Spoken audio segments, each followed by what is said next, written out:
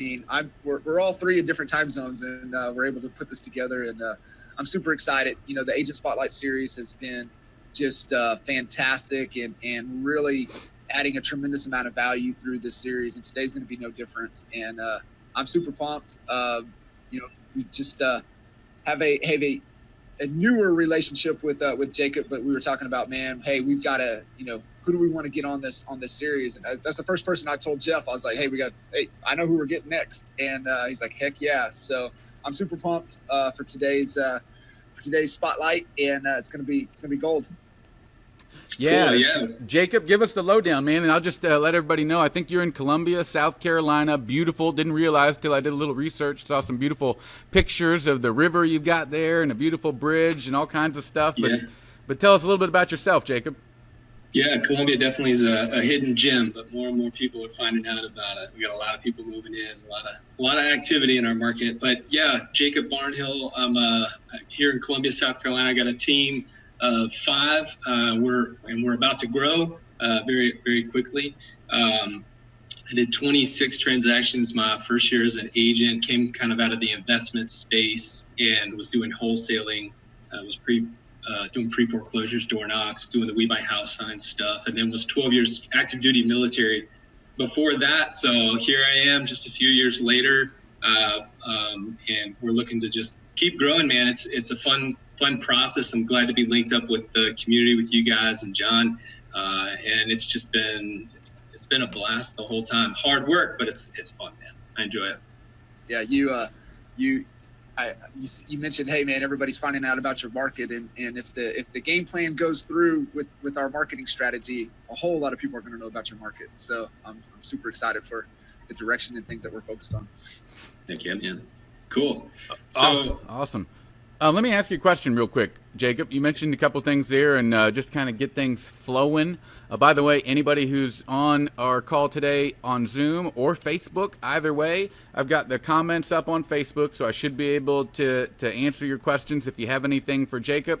And then those of you that are on Zoom with us, you guys know you can hit the chat button and let us know. I think you can raise your hand. I don't even know all the features this thing has, but it's got more than enough. So.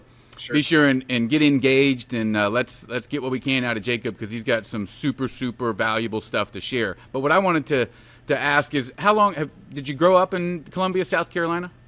That question's always a funny one. I got the military brat story. I've never figured out the shortest answer for that. We've got family here. Aaron's got family here. My wife, who's a part of the team. So this is home to us. But I've kind of got a mixed story, a mixed background. I've been in a lot of places. Well, what hospital were you born in? I was born at a hospital in Rockingham, North Carolina, but I don't know hardly anything about Rockingham, North Carolina. We would always come home when I was a military kid to Columbia. A lot of my dad's family, my mom's family's here, my wife's family's here. So this is home. This is definitely home. So you not only did you spend, I think, 12 years active military, right? That's right. And then your family was also in the service. Yeah, a lot of Marines. My dad was Navy and Air Force, but mostly Air Force. And he was a recruiter for a while. He did a pretty good job. He recruited me, and my brother and my sister were all Air Force kids that went Air Force. Well, my dad was in the Marines, so Semper Fi, do or die. I think he still has a Leatherneck magazine subscription, probably, if they still make that. You know what I mean? So thank you for your service, and thank your whole family for what you guys have done in that regard. I'm curious, as it relates to that experience, how do you think, if anything, maybe not, but have you identified any skill sets that you think have helped you in real estate? I got a fellow military guy down here going, hoorah! So are there any skill sets that you took from the military that you think have been advantageous for you as you've been growing your real estate business? Oh man, there's so many to name. Just a few right off the top of my head is being organized, detail oriented for sure. I had one of my last jobs, they teach you to fold your shirts in certain, squares and all that stuff when you're in basic training, and all the way up to my last job where I was pretty much the guy that would load the cargo on the back of a $2.7 million cargo aircraft. We were making sure that we weren't putting holes in the side of the jet and chaining things down to the proper weight and balance for the aircraft and making sure we didn't have things shift in the cargo compartment. So that was a huge job, a lot of attention to detail. So there's that, a lot of systems that the military, your standard operating procedures. I used to despise building those continuity binders over and over again every time you moved locations, but now they're an integral part of what I do every day. And I always kind of find it comical where it's like, this is all the stuff I hated and was trained on, these systems to build systems, and now we're doing this all over again. But I was also part of what we called Air Force Smart Operations for the 21st century. It was called AFSA 21, and they would actually have a guy come in. We had a guy come in one time from England from a company called Simpler, and he was literally asking us, like, how many steps does it take you to go from here to over there? And he scaled the room to like Post-it notes that were like to scale for the room, and where all our people had to come from different parts of the military installation. It was crazy. So I had a lot of different experiences with the military, but ones that translate over into real estate, dude, there's so many. We could have a whole conversation on just that alone. I love it, man. I mean, it's, details matter, and, being ingrained in instilling those habits, right? Because that's all success is really built around, is just really good habits and being disciplined to those habits, and having that instilled into you. And I can't think of anything better. My oldest son, like, I was shocked. Like, I was thinking, man, dude, you need to be thinking about, the military. You need to be thinking about that. Yeah. And I didn't bring it up. See, for me, that wasn't a good thing. I was being told that because there wasn't a lot else going on. No, Yeah.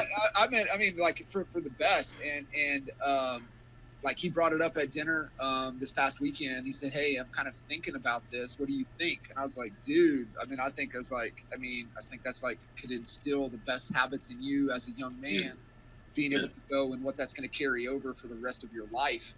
And so it was exciting. So it's good to get out there and just get different experiences too. I saw a lot of different types of jobs.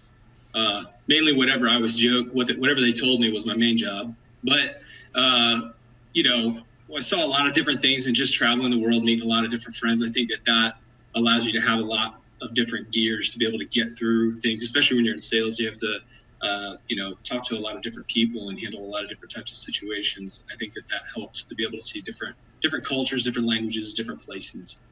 That's all. 100%. I think systems, systems you mentioned, and that's so important, especially in real estate when you have so many different moving parts. And if you don't have a system to manage it all, even something just as simple as, how am I going to manage following up with somebody who's not ready to meet right now? You got to have systems. Right. And I think what you probably have is you have the ability to just follow a system and not try to change it, or not try to decide, why do I need to follow it? Because you're probably just good at following directions, or what would have been called taking orders in the past. And I think I remember Extreme Ownership when I read that book, and all the different times that Jocko and Leif, whatever. But he was talking about those AR reports that they always had to fill out after everything. They had to fill out these action reports. And they're like, dude, I never thought that when I became a Navy SEAL, I was going to have to learn how to do PowerPoint presentations and fill out all this paperwork all the time. But it's part of the system. And they talked about doing an autopsy. That's how they, after every single incident, right?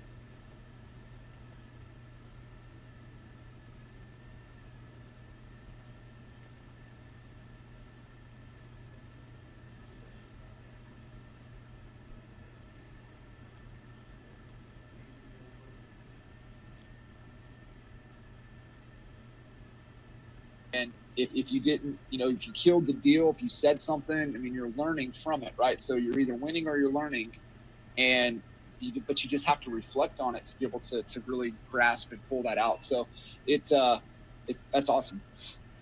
So So I appreciate you sharing that story. I think there's some nuggets right there that we can take away. By the way, anybody else who's shares some of Jacob's experience or who spent some time serving the country, shout out to you guys and your families, and let us know that you're on the line, and show some camaraderie with Jacob here if you did some time in the Navy, the Air Force, the Marines, the Army. And don't forget, because my dad retired as an E8 from the U.S. Coast Guard. Oh, it doesn't always get the credit that it deserves. So shout out to our coasties out there. But tell us a little bit about your market, honestly, Jacob. And, nobody's in a situation where everything is perfect. There's hopefully always something that you're trying to get better at, maybe an obstacle that you're trying to overcome so that you can get to the next level. So what's going on in your market, or more specifically in your business on a day-to-day basis that you're trying to overcome? We'll just start there.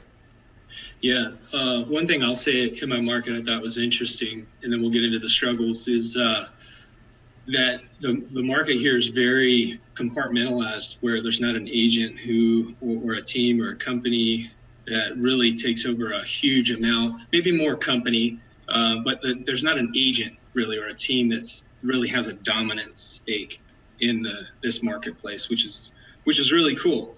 I think of it as a huge opportunity, but yeah, we could talk about Columbia all day long. With struggles, however, I think one of the biggest struggles right now, we talk about systems, there's a balance. Like, it can stop you in your tracks a lot of times when you're somebody like me, and I want to take it to the 10th degree and try to make systems for everything. And then, I'm always trying to teach everybody to kind of have that mindset too. I think it's difficult for people to have that mindset that we need a system. If this is something we're doing every time we're trying to run a business on memory, we need to stop that. We need to figure out what's the flow through, because that's repeatable, dependable, scalable. That's what we're kind of going for, right? That's what clients would come back for is we're getting those testimonials and those success stories every single time, and everybody feels successful in their job. But we're doing a lot. That's really the biggest struggle, is trying to find time to build those systems, and sometimes I just have to let those things go. I think I have that micromanager naturally, but I think I'm pretty good. Ask my team, I don't know, but I'm pretty good at just kind of letting those things go. Like, all right, it's just not going to be perfect right now. I think another struggle is like getting that vision of like what it all should be like out of my head. And that's really where I'm trying to pour through my people now that I have people around me, where I'm trying to teach them to think systems minded, right? And how do we keep that simple? And then beyond that, it's just making sure that we have those performance drivers for them. What is it that they're carrying out, and how do we hold that system accountable? I'm a true believer in holding systems accountable and not people. We got to get the right people working the right systems.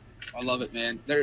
Jeff, can I unpack this a little bit? Yeah, 100%. My arm off over here, right? And so I want to give some context to what Jacob was sharing for all of you guys.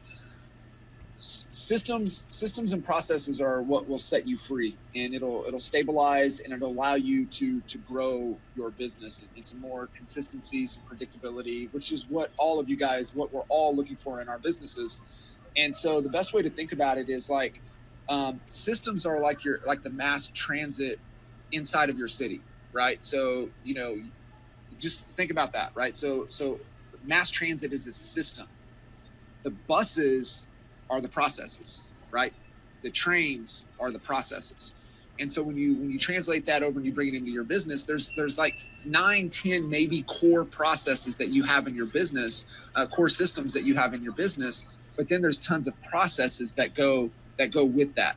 And so what that allows you guys to do, and I'm gonna bring this all back together because Jacob nailed the other two components there, is that it allows you to be hard on the systems and processes and love and lead your people, right? So many of us get caught up and we want to be just like hard on our people. That's wrong, right? The glue is caring and loving and lifting up and getting the best out of your people. That's your leadership.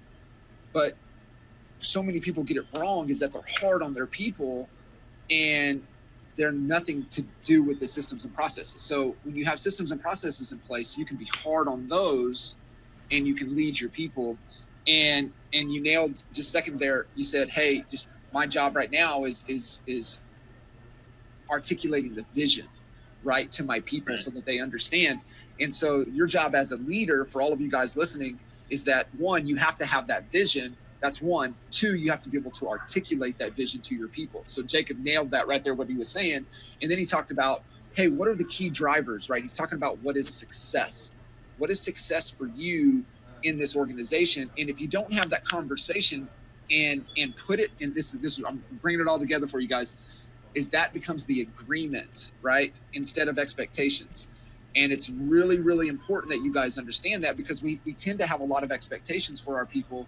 And here's the thing, is that you will be let down 100% of the time if you have an expectation with another human being. And the reason is that your definition of success is different than my definition of success, right? It's like, me, or did we lose John? You guys lose me? Nope, I got you. I got you. You're there. You're good. So that's what we really want to tie it together. It's an agreement of success with our people that has clear articulated, hey, this is what we're trying to accomplish, why we're trying to accomplish it. Here's what you're going to be held accountable to. Here's the system that you're going to be responsible for. Here's the processes to get it done, and comes together in an agreement instead of an expectation. And so, man, he right out of the gate, Jacob nailed all of those key components there, which is awesome. Yeah, I talked to. Can you hear me? Yeah, I can hear you, Jacob. Lost me for a second. I don't know if my headset died or what. No warning there. All right. What I missed? Good, man. That's all right. We work good on the fly, right? Adjust and move forward. That's what you got to do. Keep moving, though. Keep moving. Always got to keep moving. Never stop. So, it's funny you say that, Kitchens. I talk many times before about this thing I went through that's hosted here in Dallas. People fly from all over the country and the world, for that matter, to come to it, and it's something called Pathways. And it's a live seminar thing, and one of the takeaways out of that is there's a quote that's thrown around as you're going through that 3-month process, and it's expectations are predetermined disappointments. And I love that. Right? It's and especially at home in your personal relationships, like, somebody's not at home when you want, somebody's late for dinner, somebody didn't do, but it's because you expected that they would do it. Why? What do you have the right to expect that somebody else is going to do exactly what you want, think the way that you do, right? And everything. It's not fair to them, and it's not fair to yourself to expect. And most of the time, we didn't even explain clearly what it was we were expecting. Yeah. There was no agreement on it. I got a great example for that. We were, my wife, my team's probably listening, so we still love you guys, but this is exactly the point. They're not wrong. There was some signs that went out for an open house, and we were just like, my wife came to me and she was just like, this is how we would do it. And I'm just like, well, we didn't lay out a system. Can you blame them? And that's, yeah, it's a perfect example. But something else came to mind too, where if anybody didn't ever fit on the team when we're able to hold the system accountable, there can be a lot of turmoil and headache and emotions involved when you can have the right person even in the right seat, but we're not articulating that mission, that those key drivers, those KPIs they should be responsible for. But there's a mutual separation where we're just like, yeah, you're not the right fit, or we're just not getting the job done, when that was the agreement from the beginning. If they're not the right fit, I think that the separation, that works really good for me too, because I like to have more fun with people than being that person. I was never that guy in the military that was, a lot of my drill instructors and other people would wonder why I was never really hard on people, but I always had the people, I was always kind of a natural leader a little bit, but I was never that guy that was like yelling at people like most other people. I don't like being hard on the people. I like sort of kind of being their friend a little bit more. And we're just, we hold those systems accountable. You find out at this mutual agreement where there can be a mutual separation, and that's a lot easier. I think I like that. I love that. And I'm going to kind of tee this up for you, Jacob. And, I have the opportunity to work with Holly every day. And so I'll catch myself, I'll get frustrated with her.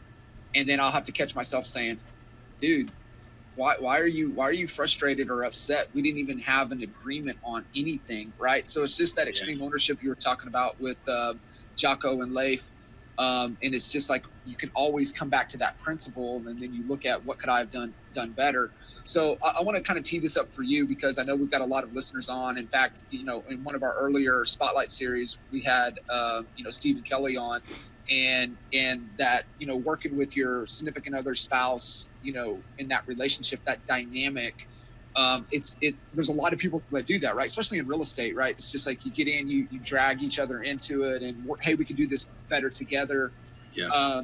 But I would love for you to kind of share that dynamic, with everybody, because it's real, right? I mean, there's so many people in real estate that are going through that. And how do you guys, manage that dynamic? How is it working? How can it be better? And just really share that with everybody tuning in, because it's very valuable. Yeah, 100% authentic. I'll just say we talk about real estate and everything that we're doing a lot. I mean, it's a constant conversation. There's no getting away from it, as much as you want to try to say you're going to turn it off. And, sometimes we do really good where you put the phones down. Like, we don't even take phones into the bedroom at night. Like, we don't want to hear anything buzzing, none of that stuff. But we try to take more time, date nights, things like that. I think that's important. I mentioned that first because I think that it is important to make sure that you kind of have that time off to turn off. But, it's not easy, man. I just today, it's a simple thing, but it's like having a process to put mail in the mailbox. And my wife, I love you, Aaron, if you're watching, she asked me to put the mail in the mailbox, and I was getting ready for a bunch of other things. And my brain always does that. What's the system? Not that I, have a problem with her telling me what to do necessarily, but it's like, what if I wasn't here, or would that position ask me to do that? Right. I didn't feel offended, but it's always more of like a system thing for me. Like, how would that normally go? But that's that husband-wife dynamic, because she's so used to just telling me, hey, can you go pick up the kids? Can you pick up milk? Hey, can you go drop this letter off in the mail? So there's a dynamic, I think, that you just can't get away from. But I don't know, man. I don't have any really special answers, or we just do the best we can, man. How do you guys communicate? Because this is something that I'll catch myself, and it'll be on the fly asking questions, and I'll get a little frustrated, and I'm like, yeah, I haven't made the time to sit down and go through all of this stuff with you. I mean, how do you guys make that work? Is there a structure to the communication? No. Well, I think there probably is. We try to be as respectful as we can. Not that we always are. I think sometimes you just kind of got that husband-wife dynamic where it's like, you should know what I mean when I'm saying this. And there is some, intuition being a married couple that you think that they would understand. But, I can't really think of an exact process that we have. Other than, we just try to go back to the system for the business processes. I think is really, well, how would this look, with the marriage thing aside? I think that's probably where we end up when we start talking about what kind of system should we be communicating with. Yeah, what do we do? Yeah, how we communicate is also a system, right? And so I know one of the things that I've got to do better, and just a recommendation for everybody out there listening, if you're working with somebody, family, relatives, significant other, whatever, structured communication. Just because you talk to each other all day, every day, doesn't mean that you're communicating on the things that you need to communicate on. And it's definitely something I'm striving to do better with. And, it's definitely a challenge for all of you guys. Get that time in the calendar to where you can make time to be present. And that was another hopefully all of you guys got that Jacob shared about date night. And so just make sure that you're making that time to be present, away from the office. The date night is absolutely critical. That's like one of my non-negotiables. And you have to do it. You're either dating your wife, or I always kind of joke, if you're either dating her or somebody else will. So it's just absolutely a must, especially if you guys are working. It's a must no matter what, but even working together all the time, you've got to have that time where you guys shut everything else out, be present with each other. So I think that's absolute gold. Yeah, there's some gold there. It's funny you mentioned about leaving the phone, kind of off, or put it in the other room or something. And we subscribe to this corny magazine called Magnolia, and it's the girl who, anybody watch the Chip and Joanne on the home improvement thing out in Waco, Texas, right? She has her magazine called Magnolia, and we get it. And the other day I'm flipping through it, full disclosure, and one of her things is that when she gets home, she leaves her phone in the car, so that when she gets out of the car and walks in the house, she's 100% present. Right. Otherwise, she realizes that her tendency would be to allow that phone to pull her away from being 100% present with her family. I don't know if I could do that. A lot of us couldn't do that. But to strive to do something similar would be a good goal. And I think the big takeaway in a lot of what we said is the whole concept behind people-driven versus systems-driven. And I know, Kitchens, you could probably spend a whole phone call or a whole session. We could probably have people in a conference room 8 hours a day breaking that down and unpacking that concept. But if you're relying on people, at some point you're going to get let down. At some point it becomes not scalable, especially if it's you that you're depending on to do everything. And so whether it's agent attraction for those of you that are watching that are trying to get more team members, or it's just trying to do more in less time, it's going to require systems. And it's going to require the dependency to be less on the individuals that are probably involved. Would you agree with that, Kitchens and Jacob? Any insight on that? Yeah. Systems, people, tools, man. In that order. Start systemizing what you do, get the people in place, and tools to back them up. Love it. So, tell us a little bit. So you mentioned, going back to your market, so there's a lot of opportunity. That's what I took away from what you said, is there's no 500-pound gorilla really in your marketplace, which means that you can become it. I know you've been on a path of getting in the gym and losing some weight. Well, you're going to gain some weight in the way of authority in your marketplace. Gorilla, 220-pound gorilla. Well, we're going to make you appear to be the 500-pound gorilla in your marketplace. That's the goal. Columbia is going to be, you're going to land like Columbus on the shores of Columbia. How big is the market? Yeah.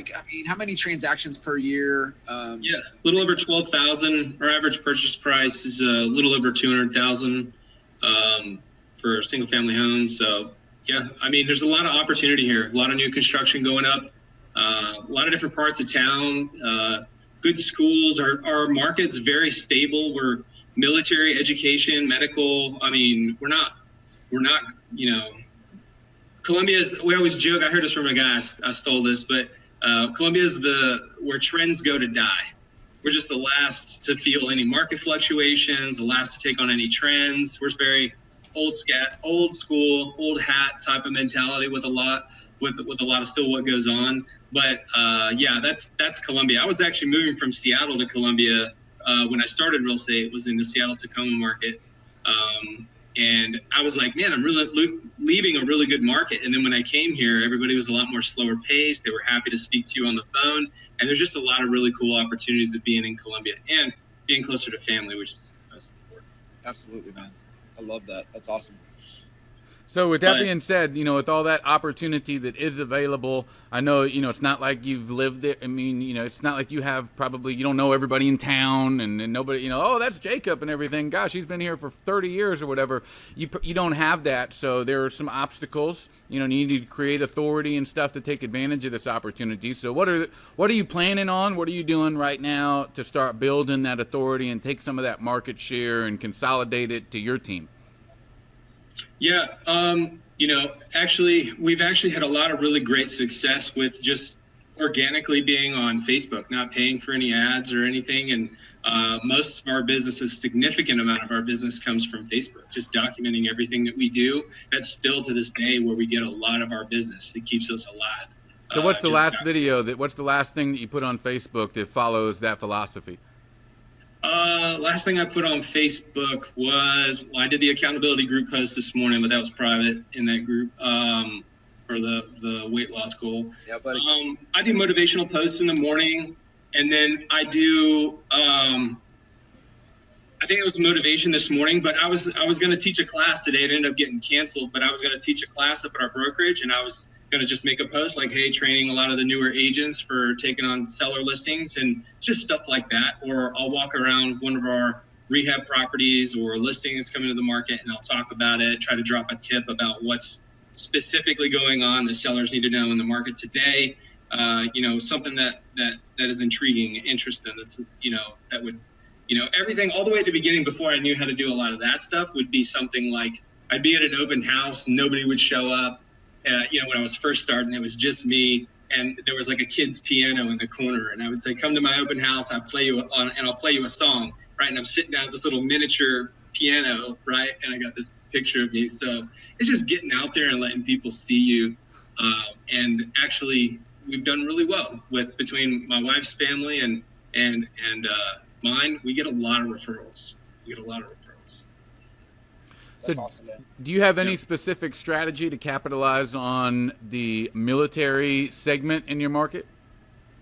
That hasn't been a big focus. I keep getting that a lot. I know that it needs to be one. One thought that comes to mind is I was with a nonprofit organization that helps military members transition from the military, and I thought about linking back up with him and starting to do some just for my own bit, helping the military transition. If anybody was interested in real estate, we could talk real estate or whatever. If they wanted to join a team, get into brokerage, I could just have a place to start that conversation.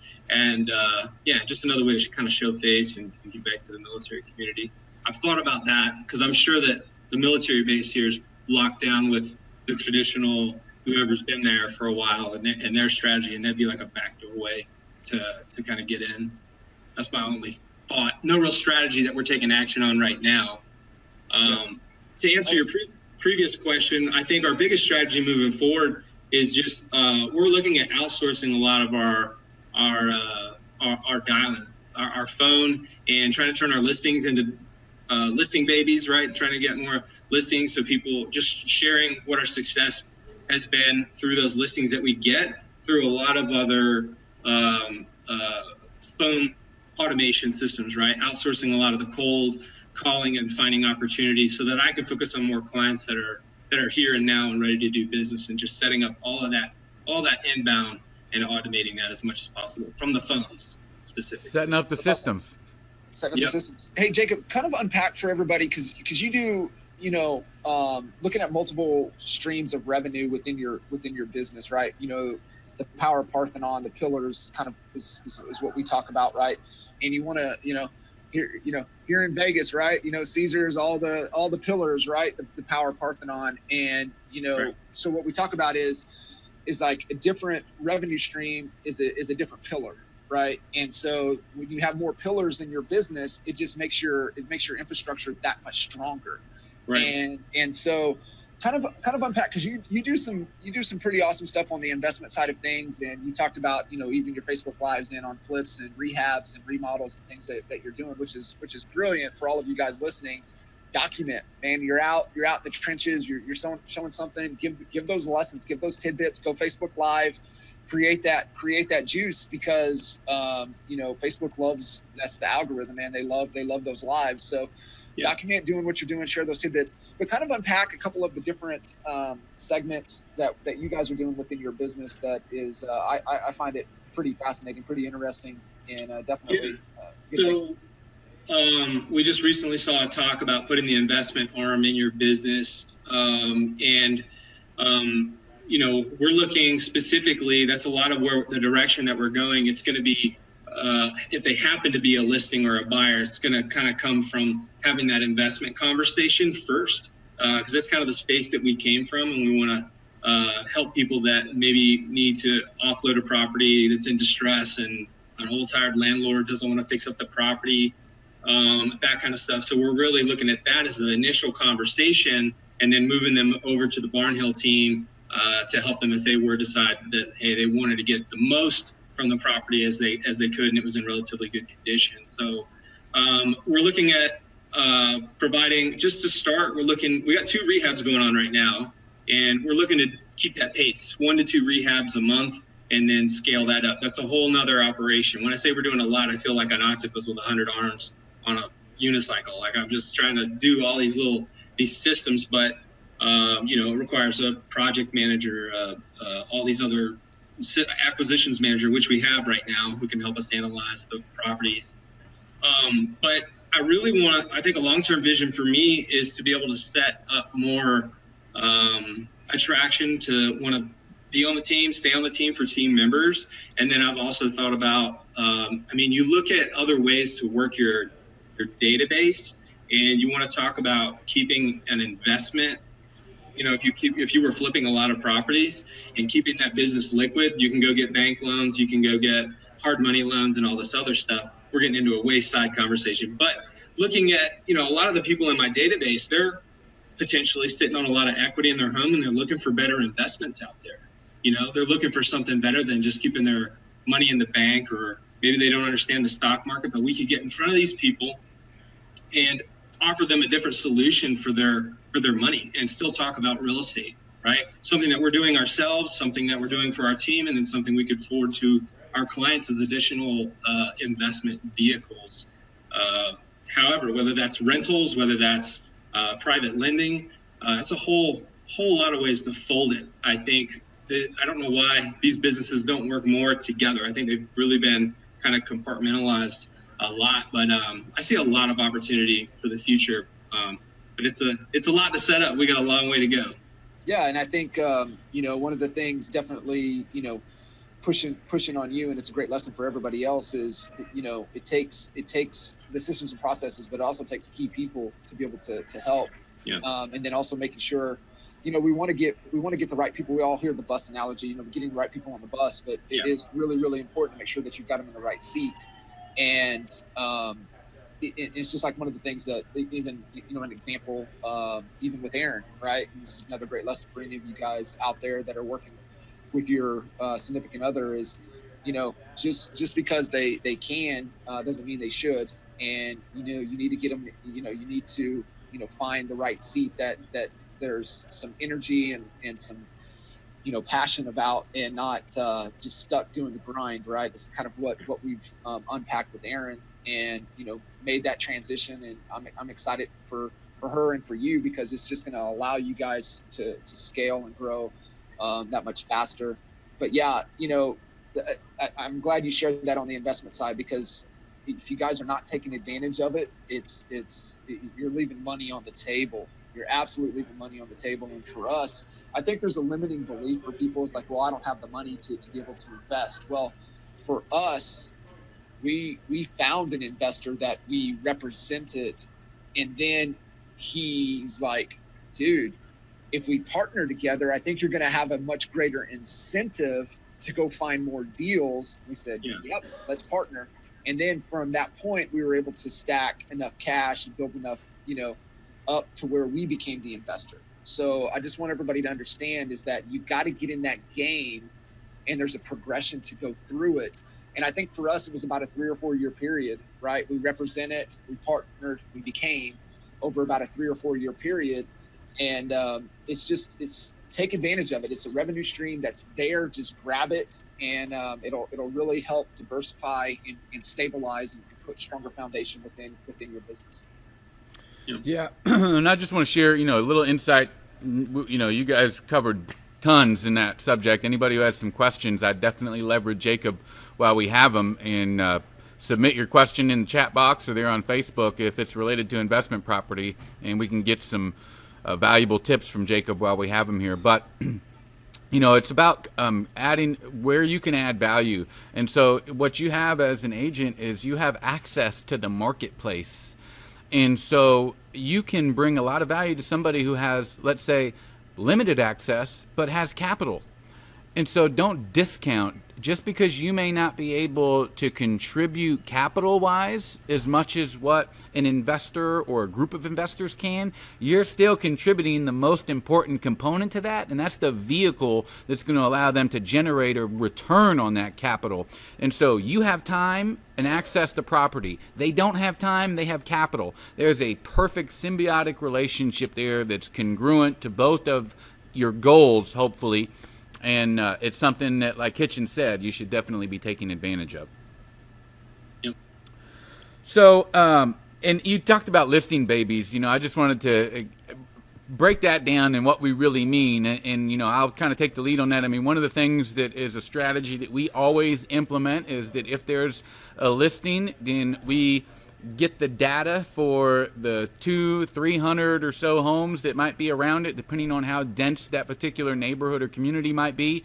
But we want to get everything that's within, a mile or less. I don't want something 3 or 4 miles away. Then me using the address as a landmark doesn't quite have the same impact. But what we will do is then we'll make kind of an upgraded circle prospecting call, sharing to all those properties around the listing, sharing the story, especially once it sells. And so if you have a property that's sold quicker than what it would typically sell, or it's sold for a certain amount over ask, you've got to get those stories documented, and then you broadcast that message to everybody within earshot of that front door. That's one way that your listing can create additional listings, or listing babies, as we like to call it. And what are some other strategies? I know you're probably doing that or focusing on that, Jacob, but what are some other things that you're doing to help accomplish that goal?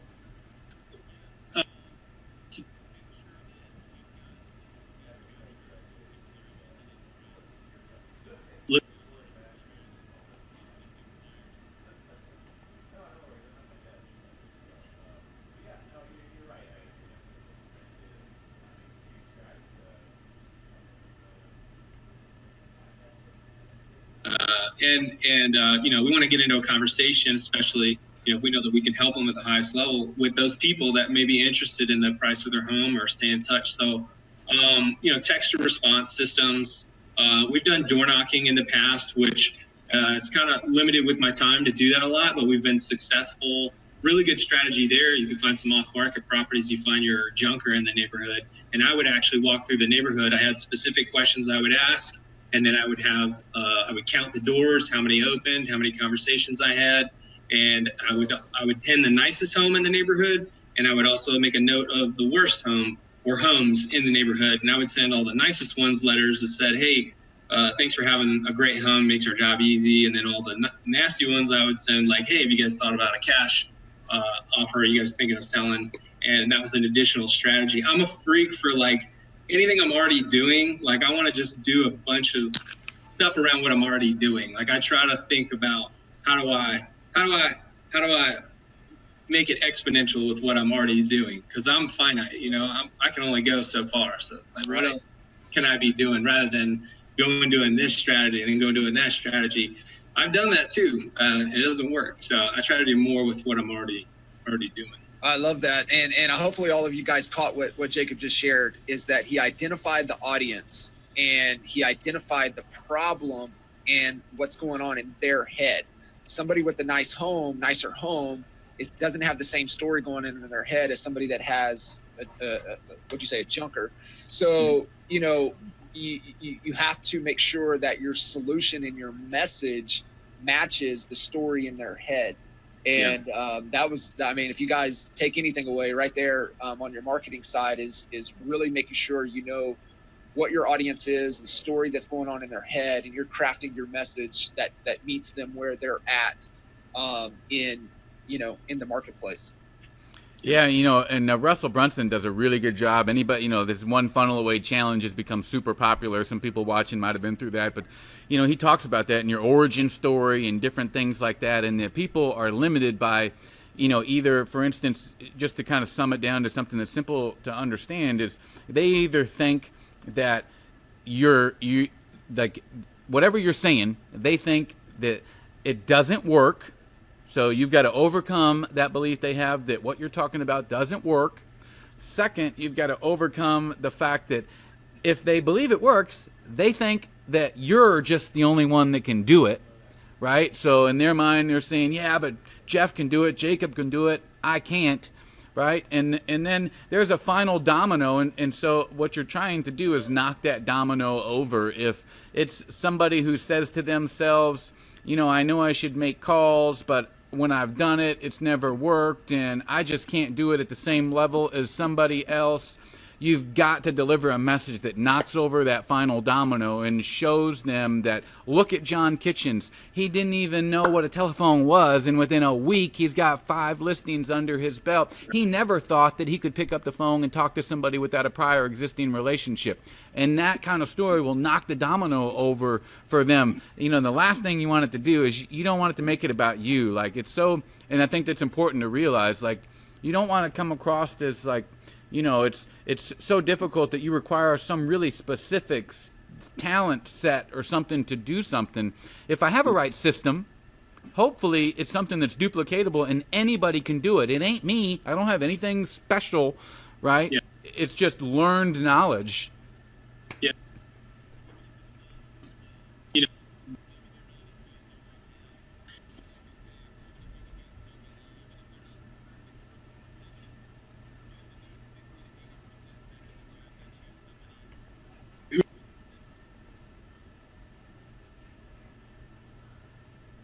that's the only thing that they have to focus on. If you're keeping it simple for them, they should be able to do a better job over time once they get good at it. And it's really getting your time back when you're given that. Even if it's 60, 80%, that's how you build a business. I don't think I've ever had a problem with giving stuff away.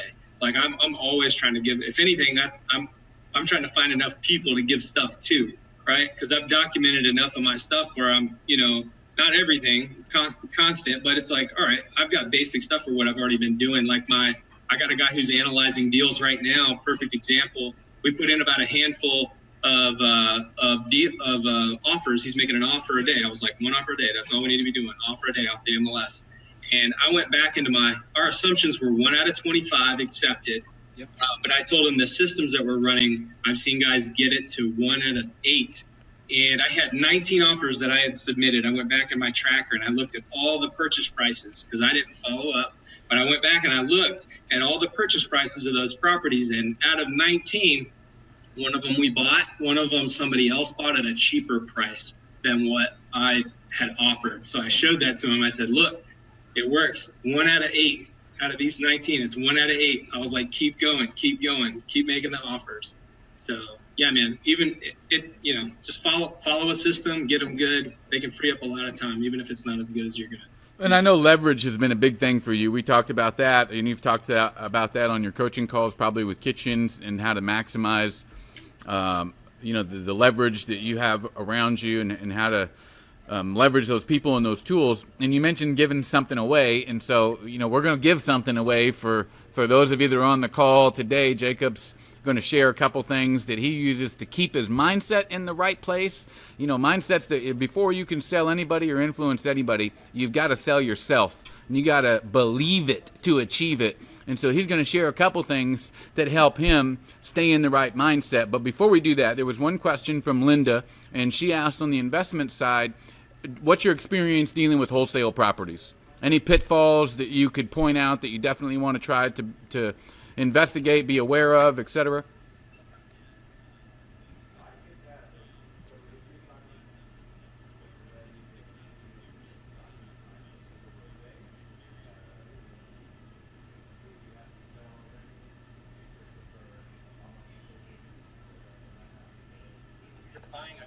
When they're selling a home to you, they're signing that contracts. So make sure that you're looking at that contract too, and not just the email or the text or whatever they're giving you on what you want to look at the terms, because you're also buying that contract. And then you got to be prepared. It's a lot of times with wholesalers, it's as is with no due diligence. That earnest money is non-refundable. So you put an offer on that guy, unless you can work out a deal, you're a lot of times going to cough up that earnest money if you haven't looked at that property yet, or you find something and you're thinking you're going to have time to walk out. You probably won't. Those are the two biggest things. That's awesome. So I'm gonna pull up these things that we're gonna give away. I'm gonna drop a link. It's in a zip folder for everybody who's on the call. But I want to kind of show so that y'all can see what we're talking about, and then you can download the zip folder and open it up, and Jacob will tell you exactly how he uses them. So I'm gonna leave it up to you, Jacob, to kind of get. Hey, while you're pulling that up, Yep. Jeff, real quick, I just back to the documenting our systems and processes, and some of us deal with the perception that things have to be perfect, right? And 100% is just paralyzing, right? It'll paralyze you and it'll stop you dead in your tracks. 87% is good enough. And if you're like, man, how do I document? Like, I don't have time. I don't want to type all of this out. I don't want to do all of that. Turn the video camera on and just talk through it, right? Of how you want the process to be done. Mm-hmm. And then you can send it over to rev.com and pay them to transcribe it. Now you have written systems and processes, because you took the video, you did a screenshot, you walked through how you want something to be done, and then you have it transcribed. Now you have a video document of it, and you have a written document of it. Now you have a system and a documented system and process. Don't overthink it, guys. Leverage the technology that's out there.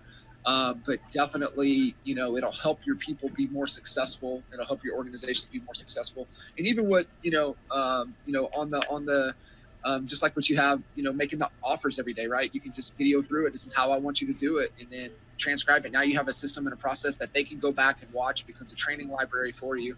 So just don't overthink it when you're documenting and building those things out for your business. I got to be reminded of that from time to time. But I think it's a curse, and it's also a good thing. But yeah. Yep, absolutely.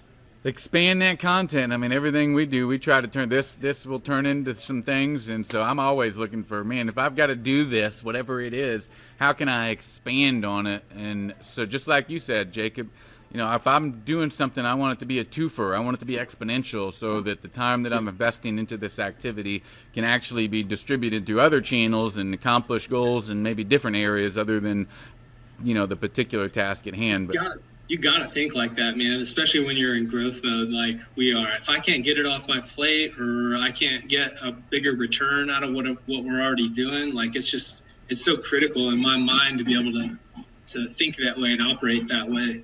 It's just, yeah. I just couldn't imagine. I've cheated from the very beginning, I think, having my wife around. She's been a tremendous help. But you become the constraint, right? And you don't want to be the constraint. Right. So tell us a little bit about what we're looking at here on my screen. There's some of these that I think you have them on your wall, but I don't want to tell it for you. So you tell us how you use these and how you'd recommend other agents to use these. All right, let me have them pulled up here. I've got it on my screen too as well, so everybody can see. Right now I'm looking at the 10 principles for empowering people. All right. Going through some settings. I had a phone call come in and jack me up. But yeah, I mean, these are mainly just visuals. They're right out of the Millionaire Real Estate Agent book. And are they up on your screen? How do I see that? They are. They're up on my screen. It may be that only our viewers can see it. I see it now. Okay. Got it. Cool. So yeah, this is the trying to get my settings right here. Here we go. So the 10 principles of empowering people. This is just a good visual that I have. I have a lot of these visuals. I think there's a website you can go to get all the visuals, and I'll actually have some of my people read through them, look through them with different topics that we got in our business. But did you want me to go line by line through all these? No, not at all, man. Just kind of explain what you would do. So I think you have these put up on your wall, right? You've got them put on your wall so they're in front of you and you see them every day. Imagine that just helps you keep connected to the concept. This consultative interview, I have a Excel sheet that I'll go through, like the one thing, what are we being held accountable to this week? And it's just a very simple conversation. It's a reminder for me that my guys know that I'm going to have that conversation. What was the goal? How did you do? How do you feel about that? Based on how we did for that goal, what do you need to do now? It's just a simple conversation. We can get into these one-on-ones. Hopefully you're doing one-on-ones. I do them every week with my guys, and I just want to have those conversations. Like, this is what we're here for. Where are we? Love it. This is John and I were just talking about this recently with a book he's got me on called Traction. But this is just empowering our people and getting that buy-in, like what we're doing. We're not just selling homes, right? We got people, we got things that we're about. We're building wealth systems into our life, and that's creating abundance for us and for our clients. So there's a lot of things in your missions, visions, values, principles, perspective, all that stuff, right? And this is very critical right here. I mean, systems don't have to be complicated, right? Just 1, 2, 3. A lot of times I'll be caught making that statement. Just make a 1, 2, 3. Make a 1, 2, 3 on that, right? And I don't have to be the one necessarily. I'm teaching my people. I'll ask them in their one-on-ones. I just asked them this week, and I could see light bulbs going off with them. Where I'm like, what does your position look like in 6 to 12 months? And I'll ask them, if your position, you were to run it like you were going to train someone to train the next person, what would, right? I'm teaching them to think big with me and get them inside my bubble, so all our bubbles are getting bigger, right? And that systems documentation model is key. Lead like you're creating the next leader, right? Lead like you're creating the next leader. It's something that I took away from reading that book, Building an Empire. I mean, Brian Carruthers just says to drop some bombs in that book, but one of them is recruit through people, not to people. I mean, you think about that. If you're trying to build team members, right, and you're thinking about that one person, honestly, what's that one person going to bring to you? It's the 100 people that they know that I'm really trying to get to. And so whether it's you know, whatever, if like recruit through people rather than to people, and and like you said, man, act like I'm leading the next leader. You know, we're all in real estate, and so I was thinking about this the other day. You know, we help people move, right? We help people move, but more importantly, your job is to move people. Because it's a decision that doesn't come lightly, and a lot of the times they need to be made to feel comfortable that it's okay to move forward with a decision, take the next step, move to the next step, whether it's face-to-face or saying yes to putting in an offer. We help people move houses, but we got to help them move to a decision first. You know what I'm saying? Yep, absolutely. So we're going to share these, and you can add on. I'm just while I'm dropping this link in the chat group for everybody. Feel free to add on anything you've got there, Jacob. No, yeah, that was crazy. You stole my screen. I thought that was something that I did, but you actually had the screen. It changed it on my side. But yeah, those are key, man. Those are the best ones that I found. I looked through all those figures, and I thought that these were the best ones. I actually printed all of them out. And they talk about, you know, starting with a base and working your way up. I tend to get creative, but they're just great reminders. And now it's just like a second language that I feel very strong in, where at least it's a reminder. I might not be proficient at all these things, but that you don't want to remind yourself of these things. I mean, when you can get leverage in your life, that's where I hope that that's what everybody would aspire to build. Because if you're going to be in something and you get good, eventually you're going to get so busy, you got to set up something where you're playing small. I don't want to hold myself up from being able to just go as big as it's going to go. It's not really, it used to be about as many homes as we want to sell, but it's really more now about just building that lifestyle. You know what I mean? It'd be great to hit 100 homes. We can go have a party, you know what I mean? And get excited. But I think it's really about just creating systems that are building wealth for people, create a lifestyle for people, and using these models. They're foundational. I love that. And you know, your job, one of your jobs as a leader is to equip yourself and build the team around you, and not only in your business but your life, right? And be thinking that way is, you know, how am I building this team that's going to support the lifestyle that I designed, that I want to live by, that's moving me closer to my perfect day.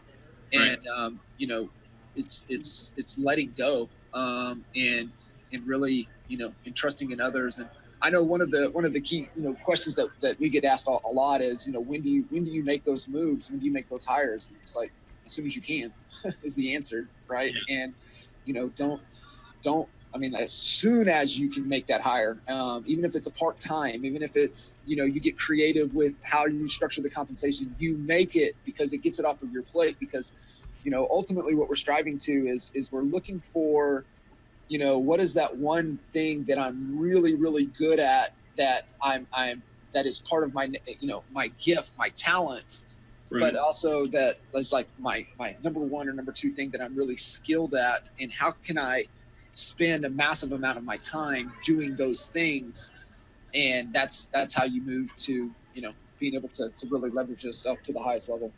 Yep.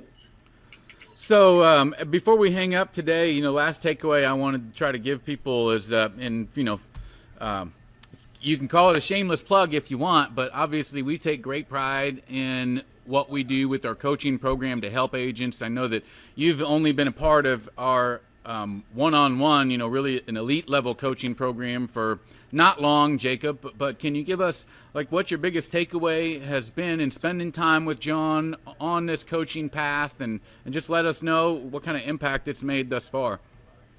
Yeah, I really like having John as coach and being incorporated with you guys, because everybody that you guys are around have done it, right? at such a large level, the questions, if I'm coming in organized and I got my questions, I can get very specific questions on where I'm struggling, and it's just exponential. I was talking to my mom about it the other day, and I was just like, wow, like it's just so much more it's so much faster learning. I think I've learned over time how to be more coachable, just coming a little bit more prepared into things, but also just you guys have done so much before, the marketing aspect, the not just in a traditional sales business, but other stuff, and creating attraction and just getting those questions answered so succinctly, and it just points me in the right direction. I feel like that's just been exponential already. It's allowing me to think at a much larger level, just being around you guys and the guys that you guys are around,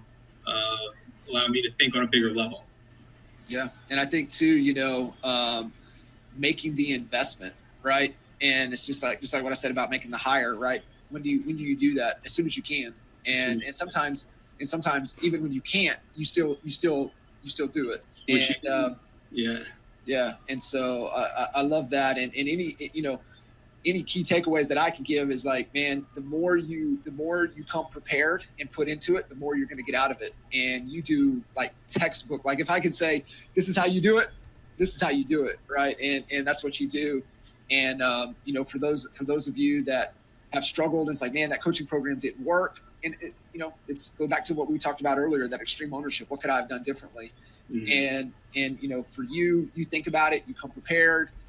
You send kind of your questions, what's on your mind. So when we get into that time together, man, it's like, bam, and you get the most. I've already got questions lined up.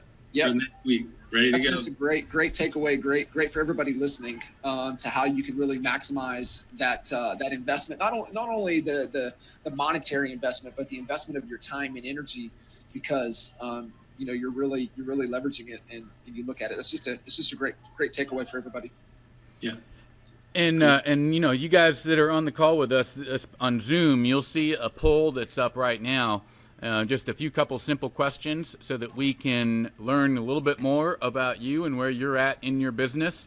Want to let you guys know, if you're ever interested in being a guest on one of these Agent Spotlight interviews, we'd love to have you and hear your story and what you're doing that works and what you're doing that's not working, that you're going to change. So be sure and let us know if you're interested in being a guest. And if you're interested in talking about coaching, we can schedule a free strategy call where we will spend some time to talk about what's going on in your business, what your objectives are, and then try to lay out a really clear path on what things you should do and in what order you should do them to help start moving closer to reaching those goals. And if you think coaching is a part of that, then we're excited to help anybody who is coachable, who's willing to take action, and has a burning desire for more.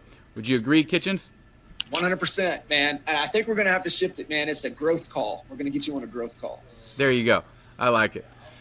So anything else before we sign off, Jacob, that you want to leave folks with? We really, really appreciate your time. I think you dropped some, a dozen or more nuggets that were big takeaways. So I'll let you finish things off. The only other note that I had, I think one of the biggest things that's helped me recently, somehow I've just stamped it in my mind. Think of how you can keep things more simple.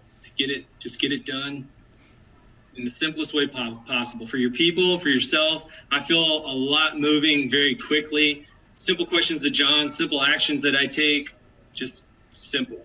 Find a way to keep it simple. Move and keep moving. I love that. That's it. So on that, we'll leave y'all with a kiss goodbye. You see what I did there? Kiss, keep it simple. We'll leave the keep it simple, stupid, whatever we want to call. But we appreciate you guys joining us, and be sure and be on the lookout. We got a whole bunch of really, really exciting stuff coming up soon. More spotlight interviews and some other cool things that Kitchens and I are working on. We're going to have Jacob back shortly and have him update us on how things are going, and he's going to put some weight on and start moving up to that 500-pound gorilla. And Kitchens, thank you for joining us, man. Thanks, Kitchens guys. is at we're all jealous. He's at a badass event, for lack of a better word, with Brent Gove and some other people. Michael Reese and Jay Kinder are there with him, so I know he's going to come back next week all fired up. And so maybe we'll get to hear more from you next week, huh? Yeah, and I want to go ahead and drop it. Be on the lookout. The Growth Guys podcast is going to be dropping. Kiani and myself, and we'll definitely have tons of special guests on, and definitely bringing more knowledge and more value to you guys. So appreciate it, Jacob. Thank you, man. Tons and tons of gold. Hopefully, you guys had the notepad, and when the replay comes out, go back and listen to it again, and probably listen to it a couple other times. There's so much value dropped. So I definitely appreciate that, Jeff. Thank you, man. Awesome job as always. Thank you, guys. Everybody have a great weekend. We'll see you next time. See you. Thanks, Jeff. Thanks, John. See you, bud. Peace out.